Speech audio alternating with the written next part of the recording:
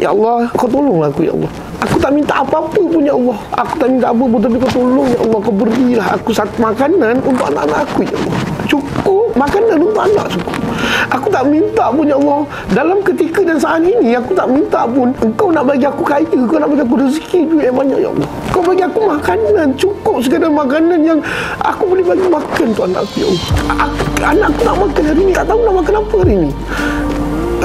Dan benda tu memang tak boleh lupa. So saya berdoa, saya minta yang sujud yang betul-betul lah cakap, ya Allah, aku nak makanan je, ya Allah.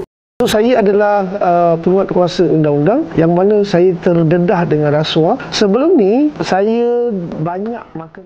Saya digelar Rainbow Clown. Tapi kenapa dia pilih badut sebagai satu career? Video yang special lah bagi Ijat sebab kita nak dengar. Sebelum ni, saya banyak berhutang. Saya banyak berhutang dengan Aldo, dengan pinjaman wang berlesen, dengan... Rasuah ni bukan paksaan, itu pilihan. Tapi saya tak risau sebab saya ada duit tepi saya yang boleh coverkan kepada semua benda ni. So, bila saya dah terbiasa dengan duit yang, senang cerita duit tepi lah.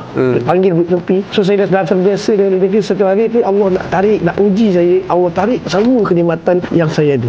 Jadi, bila dah kesusahan hidup ni, sampai tahap saya tak boleh nak makan dia. Saya sebenarnya terpaksa berpindah ke dalam satu kampung yang mana dapat sewa yang murah. Sebab keteranjuran benda yang kita dah buat. Sampai satu tahap, makanan kami pun sampai saat ini. Saya tak tahu nak buat apa. Takkan saya nak pergi merompak, takkan saya nak pergi curi untuk mendapatkan makanan. Kat situ baru saya sedar yang kewujudan Allah. Tak jadi dia satu alasan untuk buat jenayah atas sebab-sebab yang tak cukup makan. Berapa berharganya ketika teruskan langkah walaupun kena bangkah, teruskan maju walaupun orang cemburu. Orang tak ada dalam situasi kita. Hasbunallah wa ni'mal wakil.